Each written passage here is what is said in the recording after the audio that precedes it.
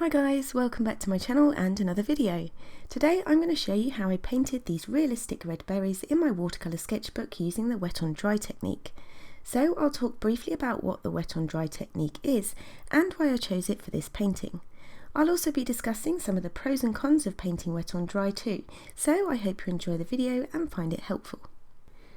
For my materials today, as well as my Etchr sketchbook, I'm using this Sennelier set of 12 watercolours in tubes, which I'll be giving my first impressions on as well, but I'll list these along with all the other supplies and the reference photo from Pixabay down in the description box below if you want to go and check them out.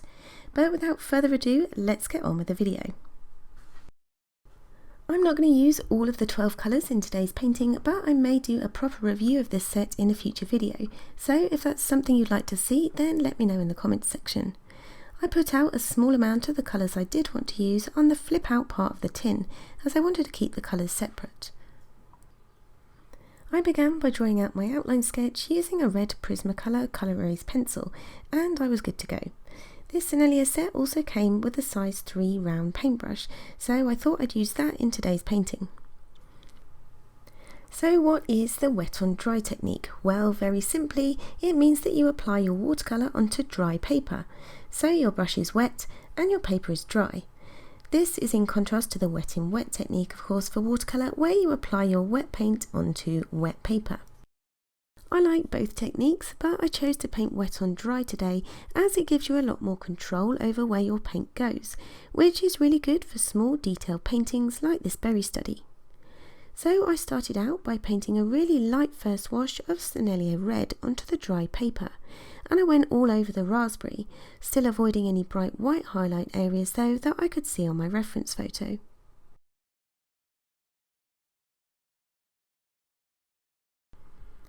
Whilst that first layer was drying, I then went on to do the same for the blackberry, and for this I used diluted Payne's grey.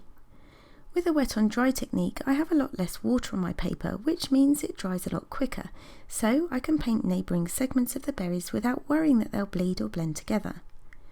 When painting wet on wet, however, I tend not to paint adjacent areas to try and avoid this.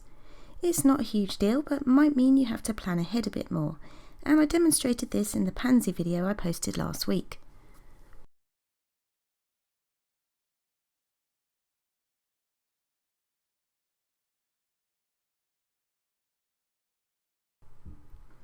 I moved on to the strawberry next using diluted French vermilion.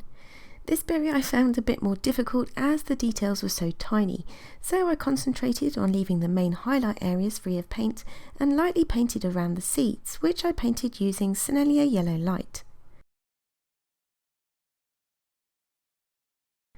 I also painted a light wash of phthalo green light at this stage on the stalk of the strawberry and the stem of the cherries too. Now, one of the downsides of painting wet on dry is that you can't easily blend colours on the surface of the paper like you can with the wet in wet technique. So for the cherry, I pre-mixed some Sennelier red with a small amount of the Payne's grey on my palette before applying it to the dry paper. Working wet on dry, however, does enable you to get some really smooth, even flat washes, which you can then layer or glaze over the top of, but which technique you use will depend largely on your own preference and what sort of look or style you're going for in your finished piece. So with the lightest areas painted in on my berries and with my paper completely dry, I then went in and painted the darkest values to give me some boundaries to work within for my midtones later on. Having a good level of contrast in your paintings also really helps to add depth and realism and helps to make the berries look 3D. For the raspberry here, I used the same Sennelier red colour I had for the first layer, but added much less water. And with less water, the wet on dry technique also means your colours don't get diluted by any water on the paper, so remain really bright and vibrant. So I was able to get really intense, precise crisp lines for the darkest shadow areas between the segments here.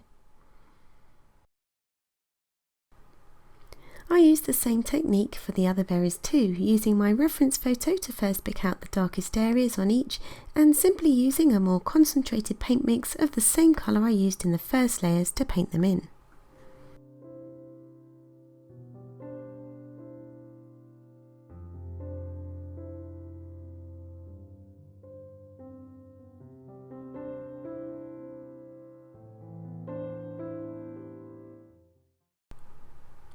For the strawberry, I painted the darkest colour around each of the seeds, and I also used a bit of yellow at the top by the stem.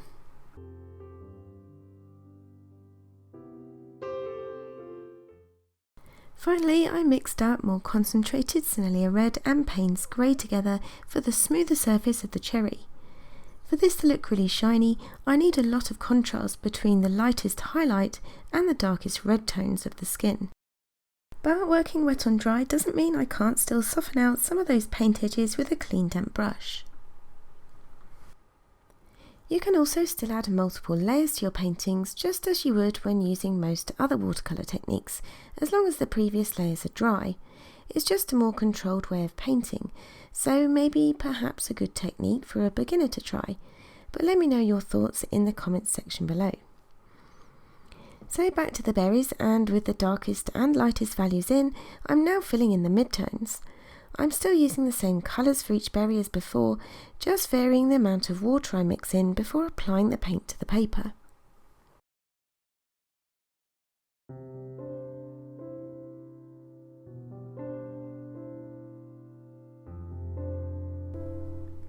I work on a segment at a time and try not to cover up my lightest tones from the first layer. This part did take a long time, and that could be a downside to this more precise method of painting, but I found it quite relaxing and enjoyable, at least on this small scale.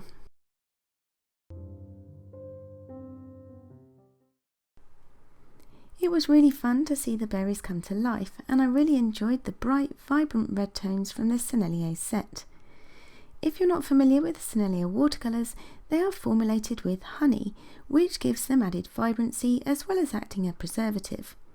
I talked about them a bit more in my hydrangea painting video, where I tested out the Etchr botanical set of 5 tubes from Billy Scholl, and I'll link that video at the end of this one in case you haven't seen it or want to give it a watch.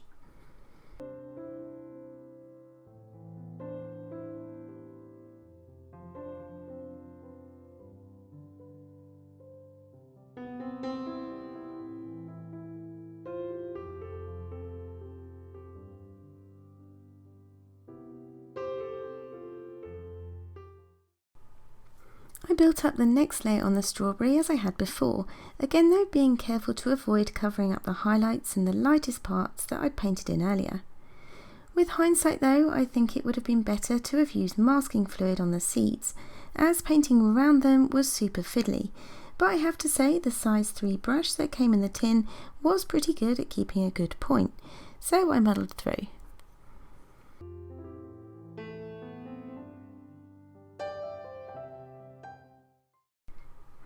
I also added a third layer to the top part of the strawberry here after the second layer had dried and before I moved on to the cherry, and I was still using the wet on dry technique. This third layer really helped to add depth, and the contrast with the white highlight areas helped to give it a nice shine too.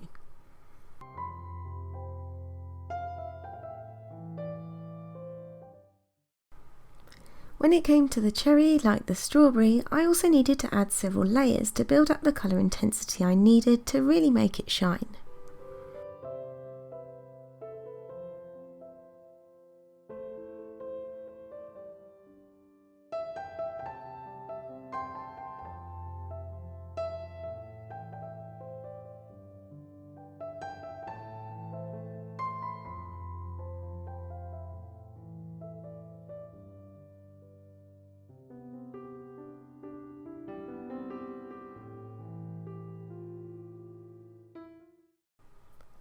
Now, after all the berries were completely dry and with fresh eyes, I decided I still needed to add another layer, as watercolours do tend to dry lighter.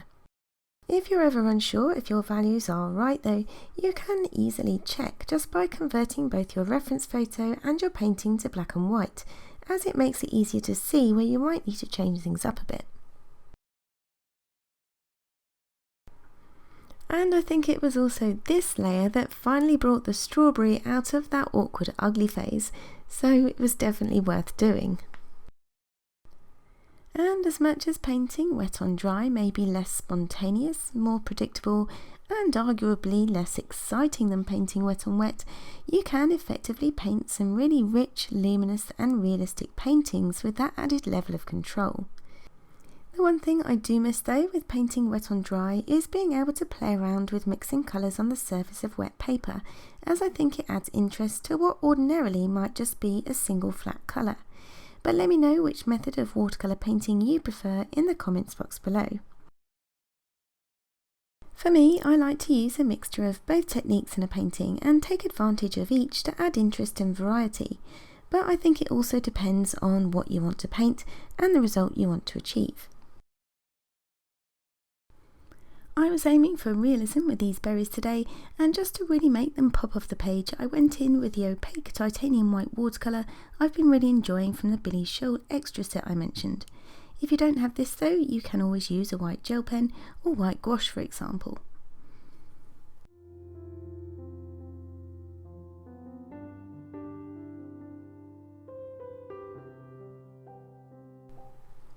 Next, to add in some of the fine hairs I could see on some of the berries in my reference photo, I decided to use coloured pencil. This is a Caran D'ache pencil from their Luminance range and is in the shade Raw Umber.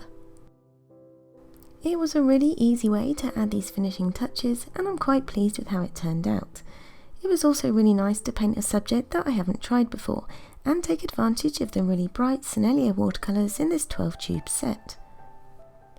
So I hope you enjoyed the painting and maybe even feel inspired to try something like this out yourself. If you did enjoy the video, please give it a thumbs up, share and comment below, as I love hearing from you.